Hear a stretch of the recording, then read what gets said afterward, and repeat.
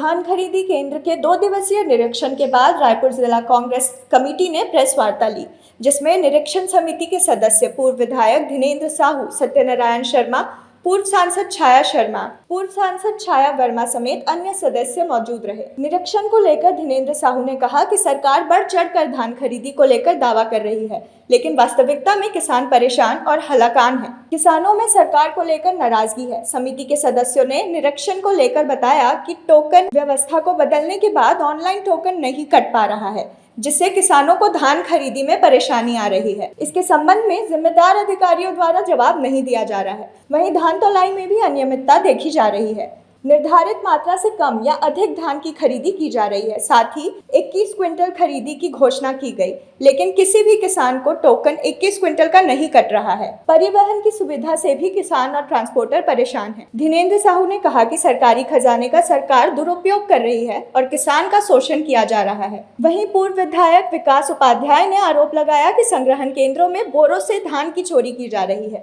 मोदी की गारंटी कहीं भी नजर नहीं आ रही है और किसान ठगे जा रहे हैं। सरकार हर मुद्दे पर फेल है।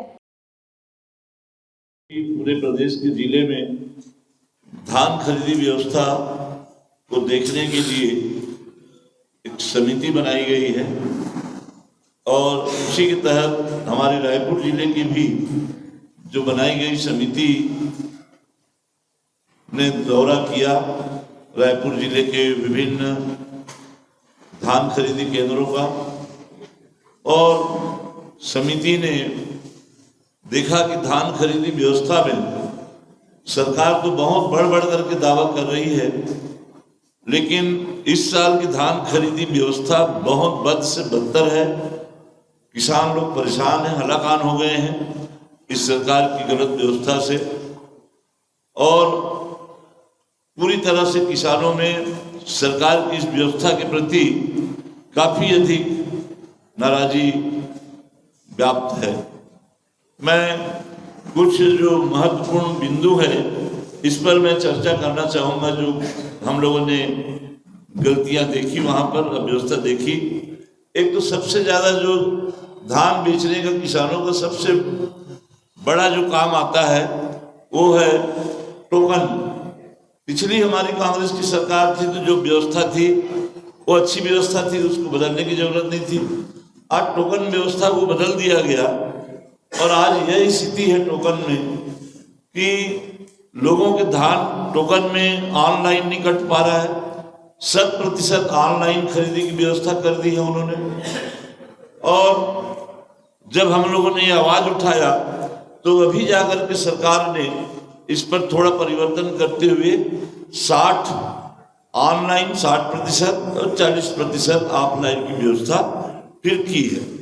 लेकिन इसमें हम लोगों ने देखा, परसों हम लोगों ने ऑनलाइन ऐप खोल के देखा, किसानों ने देखा अपनी सोसाइटियों का, तो उसमें 11 दिसंबर तक पूरा जो है टोकन कटा हुआ ऑनलाइन दिखाई दे रहा। किलो से ऊपर का पैकेट नहीं है, इसलिए ऐसा सेट किया गया है।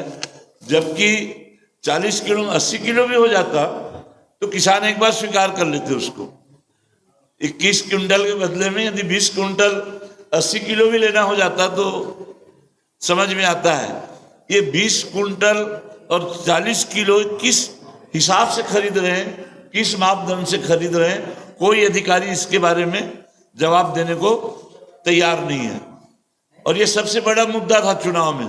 घोषणा पत्र में कांग्रेस ने कहा था कि हम 20 क्विंटल खरीदेंगे और भाजपा ने कहा 21 क्विंटल।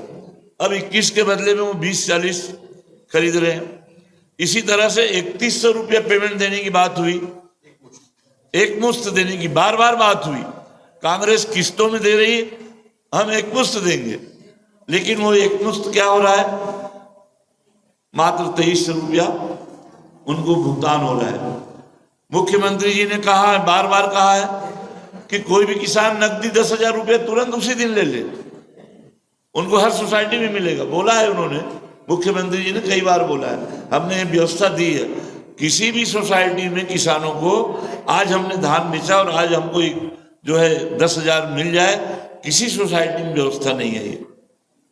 वो जब मेरे खाते में पैसा चला जाएगा वो ट्रांजैक्शन उनका 1 दिन बाद, 2 दिन बाद, 3 दिन बाद होता है, तब वो मेरे खाते में जाएगा। तो मेरे पास एटीएम है, मैं तो एटीएम से वैसे ही निकाल लूंगा, फिर इनके दावे का क्या होगा।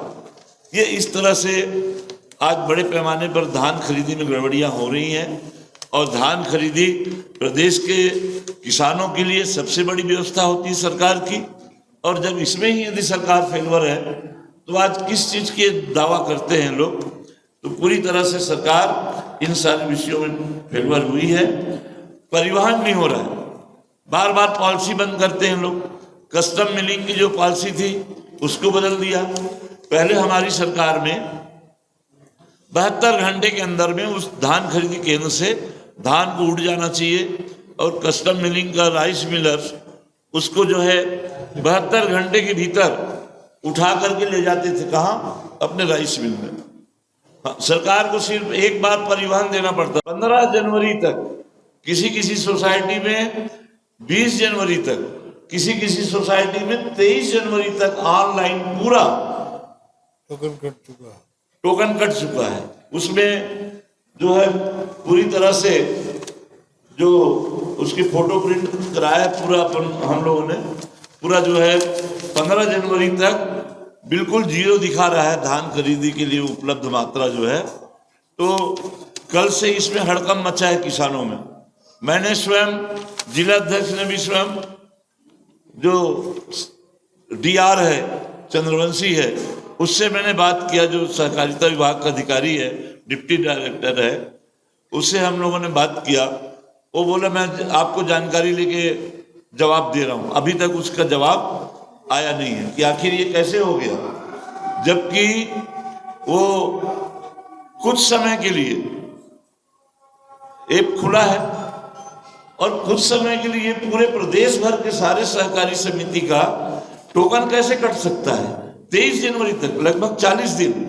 आज 5 दिसंबर है और 23 जनवरी तक कटना माने लगभग 40 दिन का टोकन आपने कैसे काट दिया मिनटों में। क्वांटिटी फिक्स होती है। तो ये एक स्थिति है पूरे सारे तारीखों के। और अभी भी हम मोबाइल खोल करके हमने आज भी चेक कराया, आज भी मोबाइल चेक किया तो वही पोजीशन बता रहा है, सेम पोजीशन है। तो आज किसान जो है अपना धान नहीं बेच पा रहे हैं। एक तो 15 दिन देरी से धान खरीदी शुरू हुई और ऊपर से 31 जनवरी तक की सीमा रखा गया है। टोकन व्यवस्था को भी छोटे किसानों को 2 दिन, बड़े किसानों को 3 बार टोकन का नियम दिया। और सारे किसानों में भय व्याप्त है कि हमारा धान पूरा बिक पाएगा या नहीं बिक पाएगा। सारे किसान इस चीज के लिए चिंतित हैं। अब इस पर आए हम दूसरी व्यवस्था में कि ये टोकन के बाद में जब हम लोगों ने देखा मौके में धान तौलाई की बात को, तो अनेक सोसाइटियों में इसमें भी समस्या हल नहीं किया था। अभी 2 दिन हुआ है कस्टम मिलिंग पर राइस मिलों का समझौता हुए। इस बीच में सारे सोसाइटियों में धान जमा है, रखने को जगह नहीं है। धान खरीदी अब बंद होने के कगार में है और ये उठ करके जा रहा है धान भंडारण केंद्र में, फिर डबल परिवहन देना पड़ेगा सरकार को इसका। और आप लोग सब जानते हैं ये फिर सुखद आती है, संग्रहण केंद्रों में सुखद देते हैं लोग। और सबसे ज्यादा भ्रष्टाचार पिछले धान खरीदी में भी हम लोगों ने देखा है कि धान के परिवहन में ही सबसे ज्यादा भ्रष्टाचार। और इस बीच में जो धान का स्टॉक कम होता है, सूक्ति के नाम पर 4-5% धान को ये लोग ऐसे ही गायब कर जाते हैं। तो ये इस तरह के सरकारी जो आज धन है खजाने का, उसको दुरुपयोग करने में इस तरह से सरकार लगी हुई है। और किसान इन सारी व्यवस्था से पूरी तरह से आज परेशान है। और इसी संबंध में हमारे वरिष्ठ आदरणीय भैया जी श्री सत्यनारायण शर्मा जी से आग्रह करूंगा कि वे भी इस विषय में अपनी। रायपुर से राघवेंद्र पांडे की रिपोर्ट।